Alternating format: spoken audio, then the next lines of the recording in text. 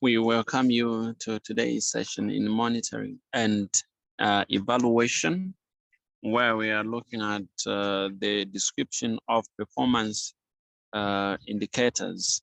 Right. We want to spend most of our time as for in today's unit to look at the performance indicators. That is very, very important. You know that you cannot just start monitoring or evaluating without the indicators. So in the unit, the main things that we'll focus on at defining the SMART indicators. We'll have time to look at the data sources. Where can we get the data? The units of measurement, data disaggregation, methods of analysis, frequency of data collection, frequency of reporting, and the the persons that are responsible for data collection. What are indicators then? Right. What are indicators? So by definition, these are signs of progress that are used to determine whether the project interventions are progressing towards or achieving the objectives or goals set. So the signs of progress that are used to determine how far we are from achieving the set goal or the set objectives are called the indicators. So an indicator can still be defined as a specific or observable and measurable characteristic that can be used to show the changes or progress that a program is making towards a specific outcome. One thing that you'll understand is that each outcome must have at least one indicator. Now, the word that we are using here is at least, which means we can even have two or more indicators. Now, the indicators must be focused, clear, and specific. So you'll find that the change measured by the indicator should represent the progress that that program hopes to make. So an indicator must be defined in precise, not ambiguous terms that describe clearly and exactly what is being measured. That is how our indicators are supposed to be. Right. Now, we can have time to further our conversation and comment a little bit further, say that the indicators do not actually, we can say that when you look at the indicators don't specify a particular level of achievement. For instance, the words improved, increased, or decreased do not belong in an indicator. You can't say, no, we improved. No, it decreased, or yeah, they are not really, because indicators usually they are markers and signs. So an indicator can either be qualitative or quantitative in nature. So qualitative indicators are descriptive in nature and can be used to explain the numbers and percentages provided in the quantitative word. So quantitative indicators are numeric in nature. Okay, the quantitative ones are so numeric in nature, and they are presented as numbers or percentages too. Do we have any characteristics of the good indicators? Number one, they are supposed to be valid, right? What about validity? They are supposed to accurately measure the behavior, the practice, the task that is the expected outcome of the intervention. They should be reliable. That is to say, they should consistently measure. They should be consistently measurable over time in the same way by the different observers. And the good indicators must be precise, okay? They should be defined in clear terms. The indicators, the good ones, should be quantifiable using available tools and the methods. So when you incorporate some available tools and methods, should be able to quantify those indicators. The indicators are timely, right? The indicators are timely. So that simply means They provide a measurement at time interval relevant and appropriate in terms of program goals and activities. They are programmatically important, right? That is to say that they are linked to the program or to achieve the program objectives. That is according to Gage in the 2009. That's what he said. Now, what are some of the key factors to consider when selecting indicators? There are some of the key factors that we are supposed to consider as we try to select these indicators. Number one, we are supposed to consider the availability of data, right? You know, you can agree, or you may agree with me that some data may be considered or privileged information by, agencies or projects or government officials. So some data might be very difficult to find and others might be easy. So ensure that the data for that particular indicator is available. Number two, you have to consider also the issue of the resources, right?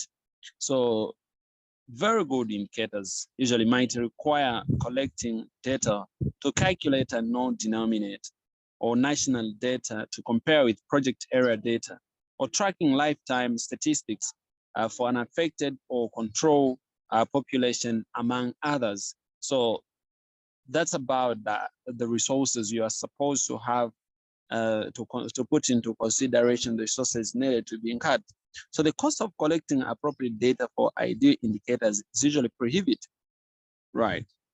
So human resources and technical skills may be a constraint as well. So you will find all those problems around. Now, programmatic, all right, is another factor. So indicators must be able to provide you with the information needed for decision making. That is very, very important.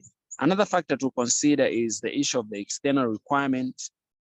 You may agree with me that data may be available only at or on aggregate labels or already calculated into indicators that may not be the ideal indicators for your program or activities. So indicators may be imposed from above by those not trained in monitoring and evaluation techniques.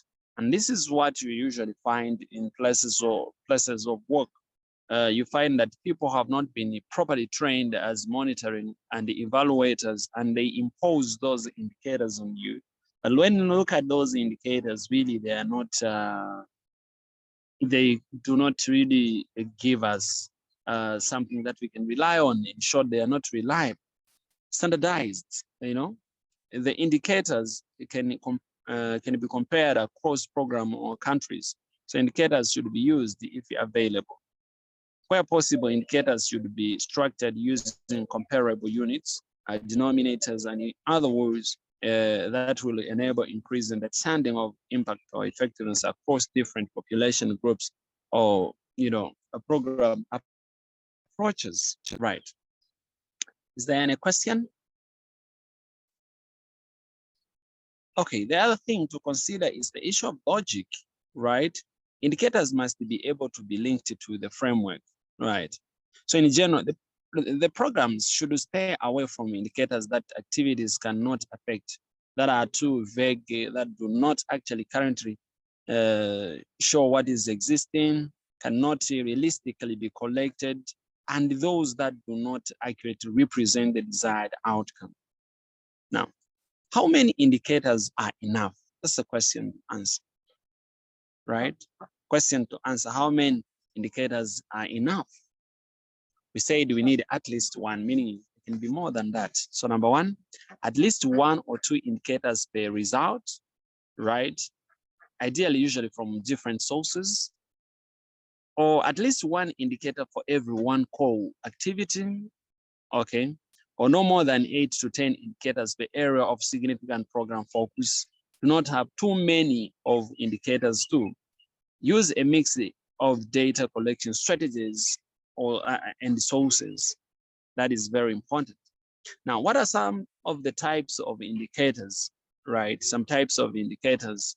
So, when you look at process indicators, are used to monitor the number and types of activities that are carried out. For example, of the process indicators would include the number and type of services provided, the number of people trained, the number and type of materials produced and disseminated, and the number and the percentage of female parental screened. So when you look at all those are just examples of the process indicators. We also have what we call the results indicators. Now, the results indicators are used to evaluate whether or not the activity achieved the intended objective or results. For example, you can look at an example where we look at the selected indicators of knowledge and attitudes and practices that should be measured by a survey. We can look at the example of the perceptions of survivors about the quality and benefits of services provided by an organization or institution as measured by individual interviews. So those are some of the examples. And again, maybe we can also add this example. The results indicators can be actually developed at the output, outcome, and impact level. So all those different levels, at all those different levels, can still develop the results indicators. Now, output indicators. These illustrate the change related directly to the activities undertaken within the program, right? Yeah, they illustrate the change related direct to the activity undertaken within the program. And the outcome indicators actually relate to change that is demonstrated as a result of the program intervention in the medium to longer term, right? So that is what you usually find. Okay, we also have got those that we call impact indicators. What about impact indicators? Now, with the impact indicators, these actually, they measure the long-term effect of program intervention, right? They do measure the long-term effect of the program interventions, right? For example, an important issue that needs to be resolved in order to monitor project progress is actually how to define success. So commonly, organizations are able to track how many events they held and how many people they have that have participated, and not by how many people have changed their attitudes or behavior as a result of the outcome, especially over time. So the main indicator of impact should be a reduction in the prevalence and the incidence of violence, but that takes years, especially to achieve.